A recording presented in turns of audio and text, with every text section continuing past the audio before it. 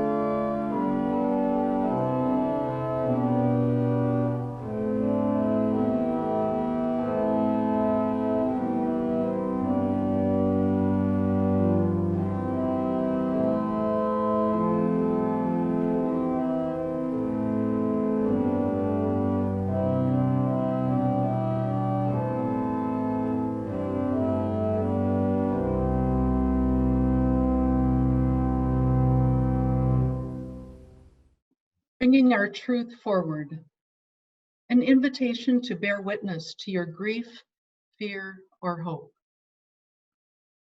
Were we gathered today in the same space, we invite you to write a few words or phrases that reflect your grief, fear, or hope on a strip of colored fabric. Then we'd weave these colorful words into one of the 4 brightly colored banners, marking out our circle as a way of gathering our prayers together.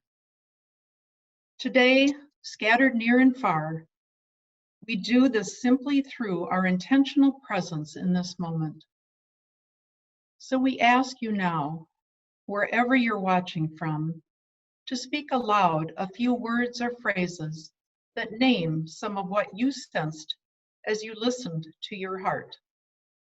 Saying these things out loud, even by yourself, bears witness to their reality in your heart and in our world.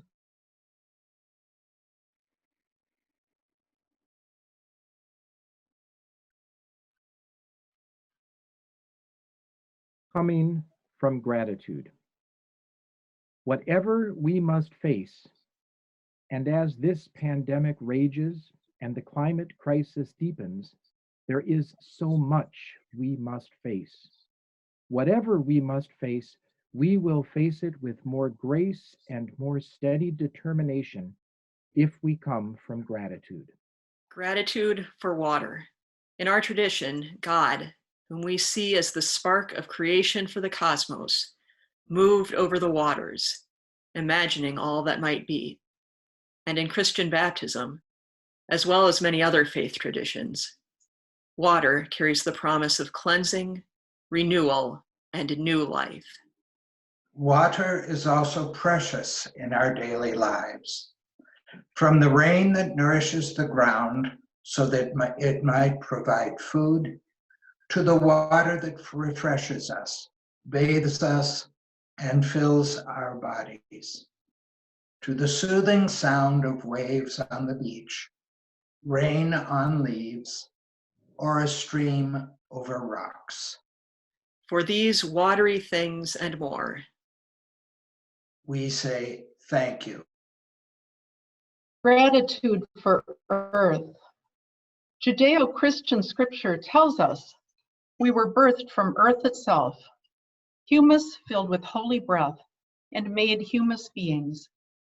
It tells us, too, that earth is home to all creatures, hinting at the kinship we share with all. Earth, too, is precious in our daily lives.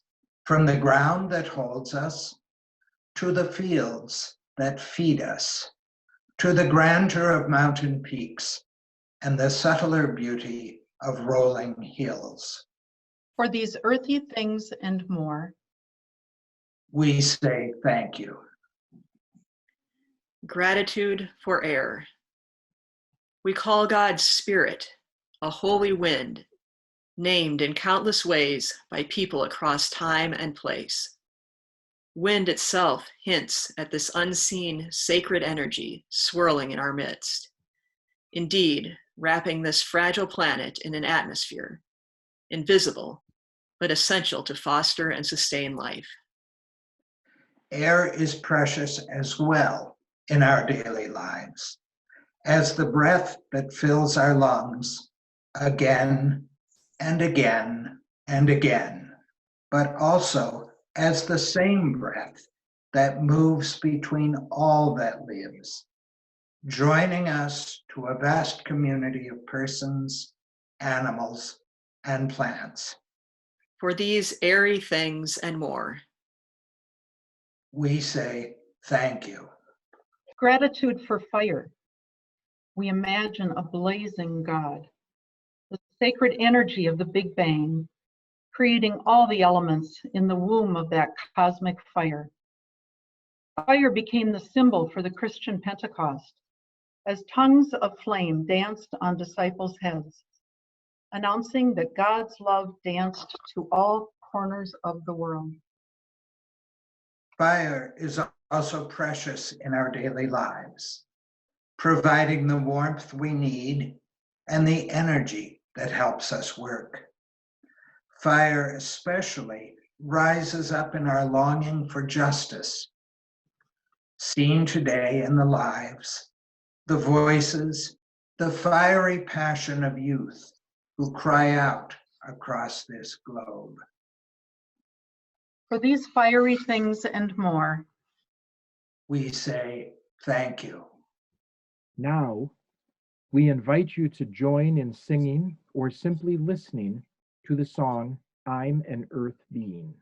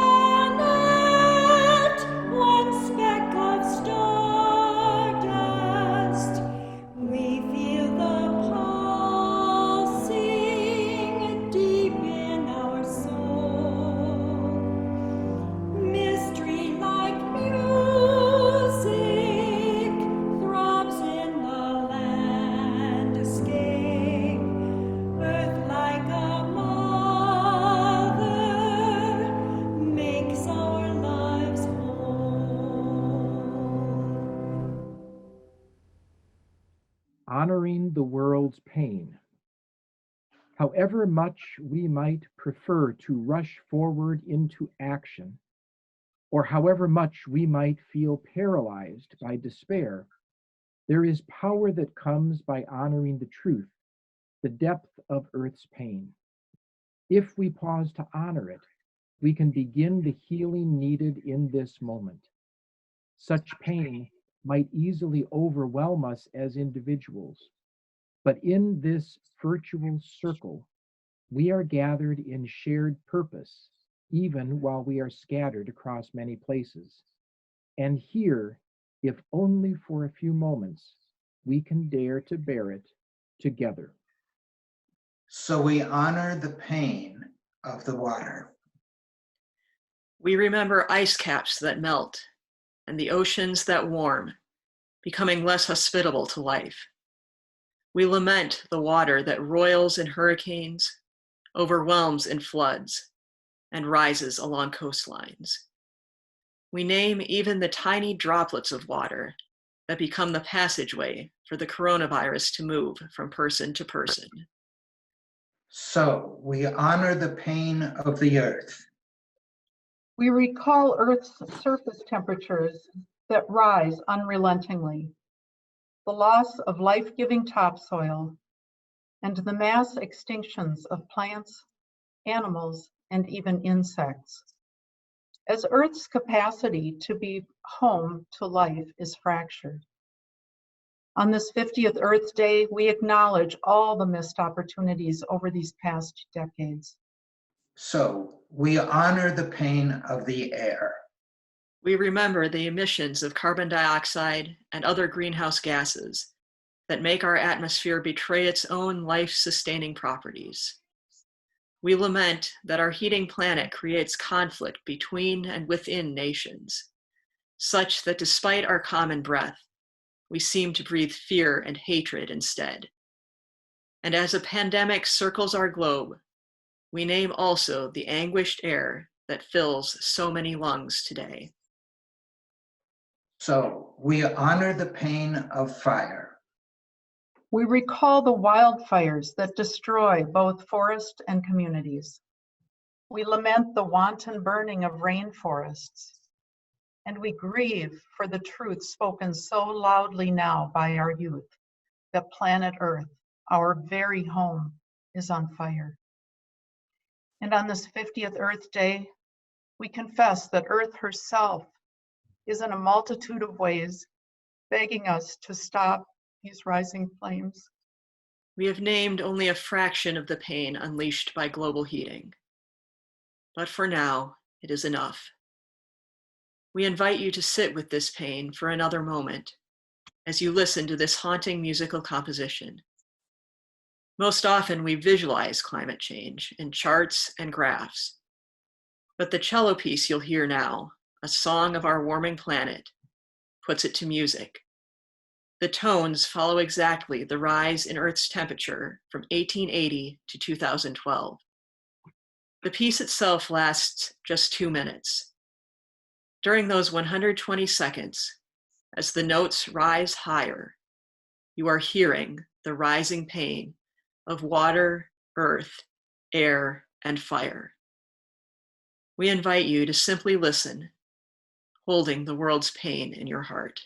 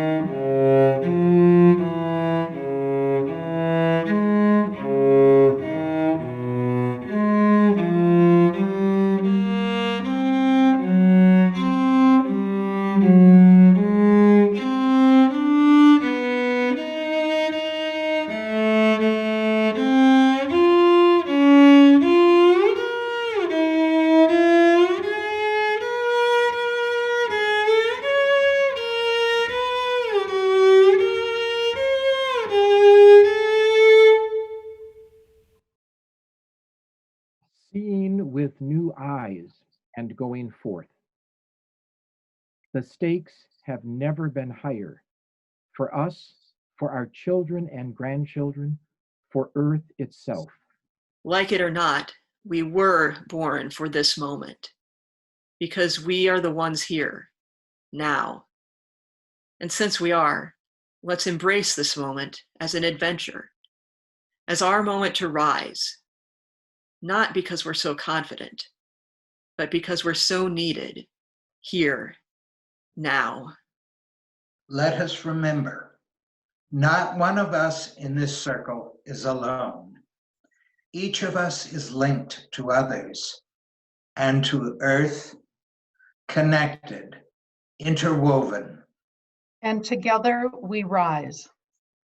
We may not see the way forward very far, but we saw the way here, one step at a time, and we can keep moving, one step at a time.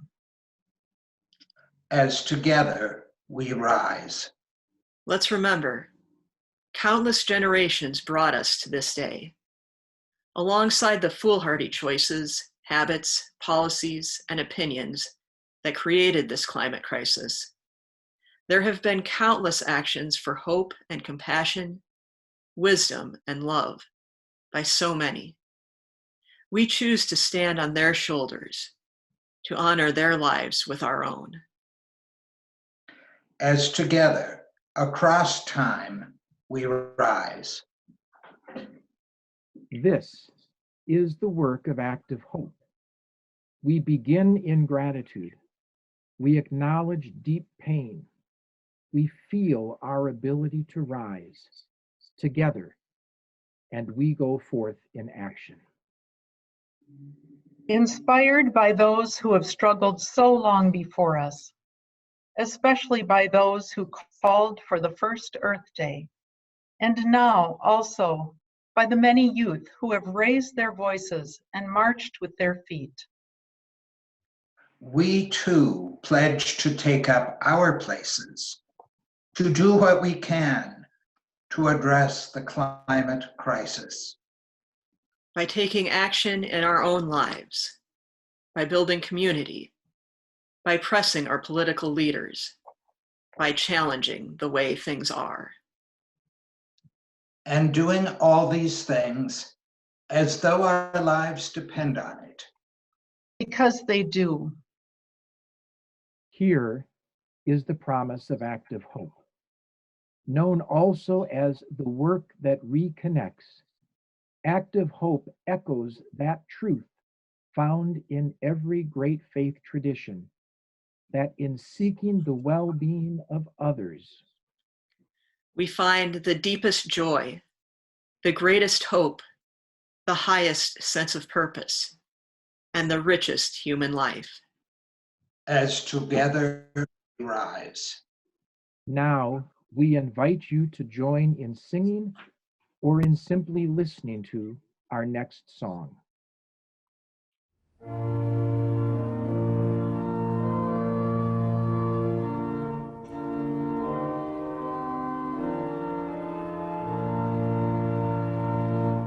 In the hovering of the Spirit o'er the formless watery deep, in the word that split the darkness, giving night and day their keep, in the ocean tides and valleys low and mountain ranges steep, God's wisdom calls to us. Through the teeming of the waters where the fish and dolphin dine, through the greening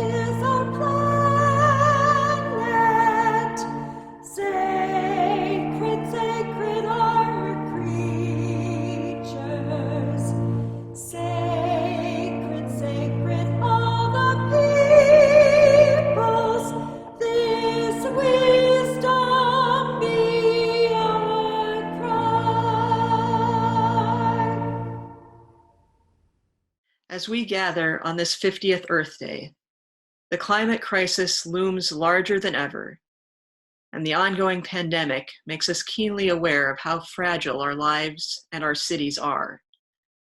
Yet, we want to send you forth with fresh conviction about the world's value and beauty, with deepened awareness of the world's pain, and with a renewed sense of our place together in this moment. We invite you to join us as you feel able in reciting Joanna Macy's 5 vows as ways of guiding the energy we bring to the world and each other each day. The vows will appear on your screen now.